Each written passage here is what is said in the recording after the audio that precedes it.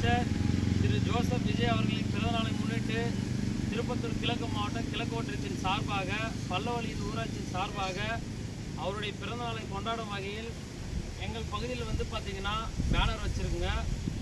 இந்த பேனரை வந்து முதலமைச்சர்னு கூட பார்க்காம எந்த ஒரு தீய சக்தியோ யாரோ ஒருத்தர் இந்த பேனர் மேலே கை வச்சு கிழிச்சிருக்காங்க. அவங்களால இந்த பேனர் மட்டும்தான் கிழிக்க முடியுமே தவிர எங்கள் தளபதியும் இந்த ஆட்சி அவங்க எதுவுமே பண்ண முடியாது. இந்த பேனர் கிழிச்சுக்கு மேலே உடனடியாக ஆக்ஷன் எடுக்கணும்னு நாங்கள் காவல்துறையை வன்மையாக கேட்டுக்கொள்கிறோம்.